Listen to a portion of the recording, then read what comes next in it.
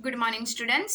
सिद्धि हिंदी विद्यालय के इस online classes में 10वीं वाले बच्चों का हार्दिक स्वागत है। अब बच्चों, यहाँ पे हमारा ये जो लेसन चल रहा है बाल गोविंद भगत, तो बाल गोविंद भगत ये पाठ के पूरी चर्चा हो चुकी है हमारी।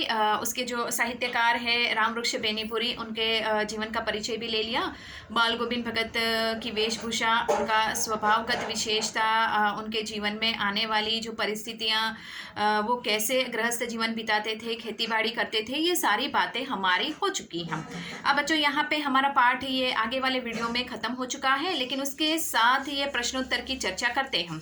सबसे पहले हम क्या करते हैं, ये जो पाठ है दूसरा बाल गोविंद भगत, इस पाठ के स्वाध्याय की चर्चा करेंगे और इसी के साथ साथ हम क्या करेंगे, इसी के साथ जोड़कर हम जो आगे वाला लेसन है, ठीक है। कुछ एक बच्चों ने कहा था कि मैडम आगे वाले पाठ के प्रश्नोत्तर की चर्चा नहीं हुई है, तो हम करेंगे। अब ये उस समय मैंने क्यों नहीं किया, क्योंकि उसमें जो प्रश्नोत्तर थे वो बहुत कम थे, तो हमारे 3 मिनट या 4 मिनट में वो ख़त्म हो जाते वीडियो में प्रश्नोत्तर, इसके लिए वो संभव नहीं था। तो मैंने सोचा कि 2 पाठों को मिला के उसके प्रश्नोत्तर करेंगे, तो मतलब समय थोड़ा ज़्यादा हमारे लिए अच्छा रहेगा, ठीक है।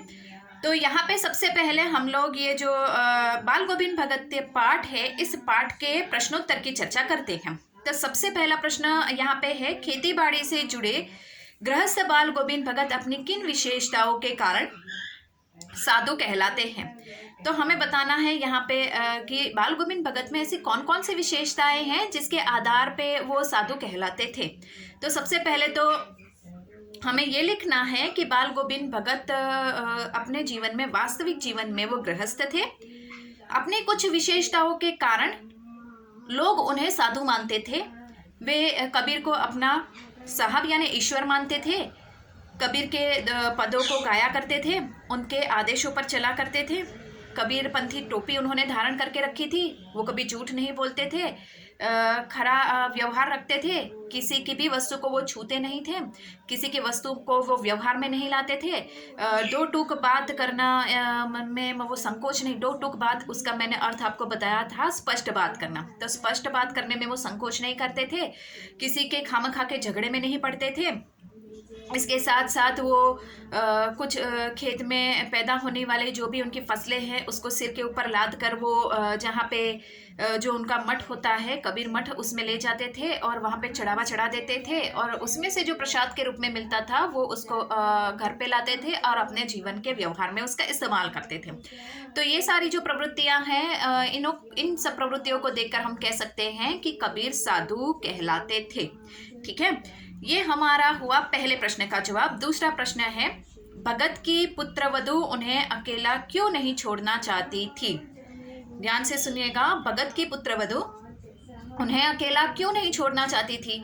तो लेखक के अनुसार बाल गोविंद भगत की गृहिणी को उन्होंने देखा नहीं था, अर्थात बाल गोविंद भगत जो है उनकी पत्नी को लेखक ने नहीं देखा था, ठीक है। उनके घर में एक बेटा था और बहू थी। बेटे की शादी हो गई थी, जो एक बीमारी के चलते उसकी मृत्यु हो जाती है।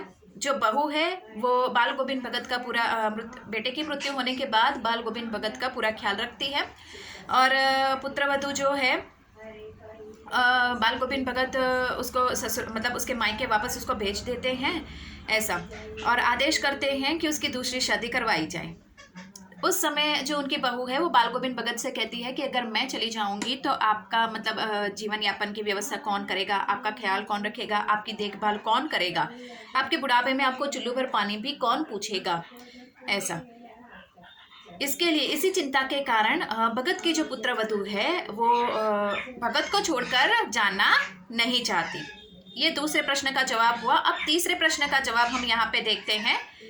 भगत अपने बेटे की मृत्यु पर अपनी भावनाएं किस तरह व्यक्त करते हैं। पाठ में बताया गया है ना कि उनके बेटे की मृत्यु हो जाती है, तो बेटे की मृत्यु हो जाने के साथ यहाँ पे उनका व्यवहार कैसा है। तो सबसे पहले उसमें हमें इस जवाब प्रश्न में हमें क्या जवाब लिखना है वो मैं आपको बताती हूँ। भगत ने अपने बेटे की मृत्यु पर अपनी भावनाओं को नियंत्रण में रखा। सबसे पहले तो ये लिखना है, भगत ने अपने बेटे की मृत्यु के ऊपर अपनी भावनाओं को नियंत्रण में रखा। वे रोने धोने या शोक व्यक्त नहीं करते थे, उसमें विश्वास नहीं करते थे। अपने नित्य क्रम के अनुसार वो दोहे गाते हैं, संगीत खिंजड़ी बजाते हैं और अपने दुख को हल्का करने के लिए ये सारी क्रियाएं करते हैं। ये सब इस तरह की क्रियाओं से वो अपने बहू को भी आश्वासन देते हैं। अपने बेटे के जहाँ पे शव रखा है वहाँ पे उन्होंने सफ़ेद कपड़ा ओढ़ा दिया, उसके ऊपर उन्होंने जो पुष्प रखने थे अपने बगीचे में से तोड़ के उन्होंने पुष्प रख के वहाँ पे एक चिराग जलाया और शोक व्यक्त करने से वही पुराने स्वर में वो गीत गाते हैं, वही तल्लीनता में वो खो जाते हैं और अपनी बहू को भी आश्वासन देते हैं कि रोने धोने से कुछ नहीं होगा, हमें हिम्मत रखनी है, ऐसी परिस्थिति में से हमें बाहर निकलना है, रोने के बदले हमें उत्सव मनाना चाहिए। किस बात का उत्सव? कि इंसान के शरीर जो पूरी जिंदगी दुखी होता है, परेशान होता है, इन परिस्थितियों दुखों के साथ लड़ता रहता है, आखिरकार आत्मा जो है वो परमात्मा में विलीन हो गई। अर्थात इंसान के शरीर की जो मन है, अर्थात उसकी जो आत्माएं हैं, ये आत्मा शरीर का साथ छोड़कर ईश्वर के समीप जाकर मिल जाती है। तो हमें इस तरह से इसमें लिखना है। इस प्रकार बाल गोविंद भगत ने अपने बेटे की मृत्यु पर अपनी भावनाओं को व्यक्त किया, ऐसा हमें लिखना है। ये तीसरा प्रश्न हुआ। अब चौथे प्रश्न की हम यहाँ पे चर्चा करते हैं। तो चौथे प्रश्न में क्या है, ध्यान से सुनिएगा कि भगत के व्यक्तित्व और उसकी वेशभूषा का अपने शब्दों में चित्र प्रस्तुत कीजिए। ये प्रश्न बोर्ड की परीक्षा में पूछा जाए ऐसा महत्वपूर्ण प्रश्न है। वैसे तो भगत की पुत्रवधू ने अकेला क्यों नहीं छोड़ना चाहती थी, ये प्रश्न भी 2 अंकों में पूछा जा सकता है। तो यहाँ पे ये जो चौथा प्रश्न है कि भगत के व्यक्तित्व और उसकी वेशभूषा का अपने शब्दों में हमें बताना है, ठीक है। तो हम उनके व्यक्तित्व में तो सबसे पहले उनका व्यक्तित्व अनोखा है, निराला है। फिर उनकी आयु, कैसे वो दिखते थे, तो 60 वर्ष से ऊपर उनकी आयु, गोरे चट्टे मंझिले कद के वो दिखने वाले, बाल पके हुए हैं, कबीरपंथी टोपी उन्होंने धारण की हुई है, काली कमली ओढ़ के रखते हैं, एक सादा सा जीवन जीते हैं, जटाजूट नहीं है, वो साधु की तरह रूप धारण किया, गले में वो तुलसी की माला पहन के रखते हैं, चंदन का वो टीका लगा के रखते हैं। ये उनकी वेशभूषा है, ठीक है। तो वेशभूषा के बारे में हमें लिखना है। इसके साथ साथ हमें लिखना है कि यहाँ पे हाँ, वो व्यवहारिक जीवन, वो कबीर को अपना साहब ईश्वर मानते थे। किसी से उनके व्यक्तित्व, तो वो अनोखा व्यक्तित्व उनका कि किसी से बिना पूछे कोई चीज़ का इस्तेमाल नहीं करना, कामका का झगड़ा नहीं करना, और कबीर के आदर्शों पर चलने वाले इंसान। तो ये सब बातें हमें लिखनी है। वह अपना ही जो हक है उसमें ही विश्वास करते थे, दूसरों की चीज़ें लेने में उनको कोई मतलब वहाँ पे कोई उनको तन्मयता नहीं थी, वो एकदम सादा सा जीवन जीते थे, कबीर के आदर्शों पर चलते थे। ये सारी बातें आपको यहाँ पे, क्योंकि व्यक्तित्व, उनका स्वभाव कैसा था वो भी लिखना है, और हमें इसके साथ साथ उनकी वेशभूषा, वो कैसे दिखते हैं वो भी लिखना है, ठीक है। अब यहाँ पे 5वां प्रश्न ले लेते हैं इस वीडियो में, और फिर दूसरे वीडियो में अभी और प्रश्न है उसकी चर्चा करेंगे, उसके साथ साथ जो आगे वाला हमारा लेसन है उसके प्रश्नोत्तर की भी चर्चा करेंगे। अब 5वां प्रश्न है। तो 5वें प्रश्न में यहाँ पे बाल गोविंद भगत की दिनचर्या लोगों के अचरज का कारण क्यों थी। तो बाल गोविंद भगत यहाँ पे उनकी दिनचर्या यानी हर रोज़ की, जैसे कि बच्चों उदाहरण के तौर पे आपकी दिनचर्या, आपको सुबह में उठना, फिर तैयार होना, अपना बस्ता लेना, फिर चलते पैदल या फिर ऑटो में बैठकर या फिर किसी भी प्रकार से स्कूल पहुंचना, स्कूल में वही हर रोज़ के पीरियड, वही सर टीचर, वही उनकी शक्लें, वही बोलना, है ना। स्कूल में जाकर वही अपने पुराने दोस्त, फिर वापस स्कूल से आना, खाना खाना, फिर वापस अपने जो भी अपनी क्रियाएं हैं हर रोज़ की वही करना, ऐसा करके हम पूरी दिनचर्या रात की। लेकिन कुछ ही काम ऐसे होते हैं जो फिक्स रहते हैं, जो हमारे दिन हर रोज़ की समय के साथ साथ हर रोज़ वो काम चलता रहता है।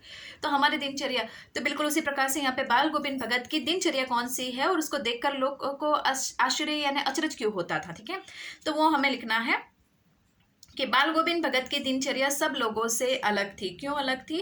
क्योंकि वो पूरा गांव जब सोता रहता है तब वो उठ जाते हैं, नदी या तालाब के किनारे स्नान करते हैं, स्नान स्वदय करने के साथ साथ वो पोखरे पर बैठकर वो काली कमली ओढ़ कर क्या करते हैं, खिंजड़ी बजाते हैं, पुराना वही कबीर का दोहे भजन गीत गाते हैं। फिर क्या करते हैं, धान की रोपाई तो खेत में जाते हैं, वहाँ पे भी वो गीत गाते हैं, पूरा वातावरण संगीतमय हो जाता है। फिर घर आकर कुछ खाना खाते हैं, फिर स्नान करते हैं, कभी कभी मतलब ज़्यादातर देखा जाए तो वो खरे व्यवहार में विश्वास करते थे, झूठ बिल्कुल नहीं बोलते थे और किसी की चीज़ को छूते नहीं थे, अपने ही कि खामखा के झगड़े में नहीं पड़ते थे। तो ये सबके लिए आश्चर्य था कि मतलब एक इंसान उसमें इतनी सारी खूबियाँ कैसे हो सकती हैं। तो उनके व्यवहार को देखकर लोगों को आश्चर्य होता था। तो ये हमें इसमें लिखना है। अब बच्चों, इस वीडियो में हम 1 से लेकर 5 तक के प्रश्न हमने किए हैं। तो आगे वाले नेक्स्ट वीडियो में हम 6, 7 और 8 और 2-3 प्रश्न और है जो परीक्षा में पूछे जाए, ऐसे प्रश्न की हम चर्चा करेंगे। और आगे वाले जो 4-5 कुछ ऐसे कुछ है, 4-1 प्रश्न ऐसे आगे के पार्ट के, तो हम इसके साथ उसकी भी चर्चा करेंगे। Thank you.